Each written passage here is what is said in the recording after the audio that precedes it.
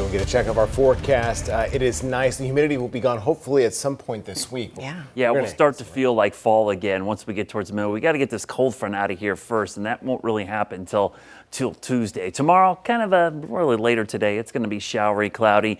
I'd to call it cool because of the clouds, but it's still going to be kind of muggy. Now, midweek, we start to see some clearing, some cooler conditions. Late week, though, we'll start to dry back out. Hopefully, we'll get some much needed rain for many of us. We need the moisture.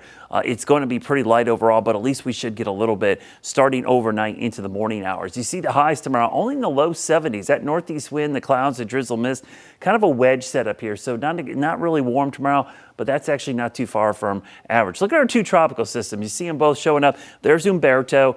This is Tropical Storm Imelda. They're close enough together that now Umberto is trying to tug on Imelda a little bit, and that's what's going to pull it out to the northeast. The 11 o'clock advisory shows the winds getting some strength. It's going to take that hard right turn because basically Umberto's carving a path for it to go up to the northeast. We've also got a trough digging in over the eastern half of the country. There's the Umberto track. You can see a stronger hurricane, and that's why it's weakening the ridge so much.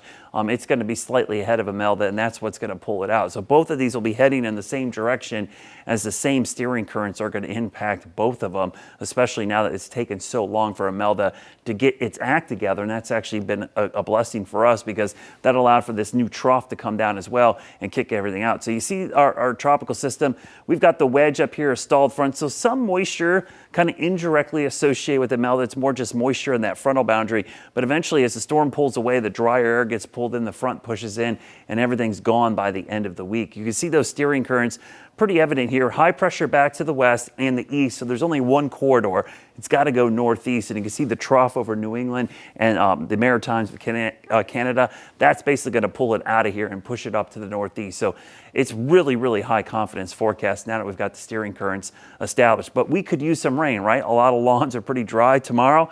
Pretty good chance, middle of the day, some scattered showers, maybe a rumble of thunder. Pretty light stuff overall. It'll be on and off throughout the day and into early Tuesday.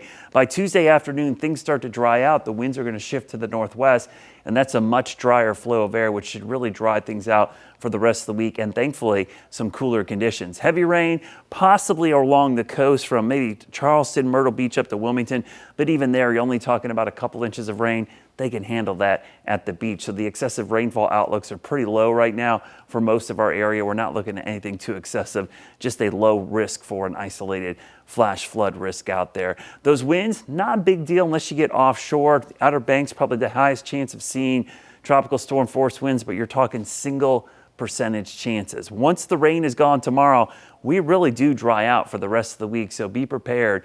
It's going to get dry. Tomorrow, though, grab the umbrella. You'll need it. Temperatures only in the low 70s.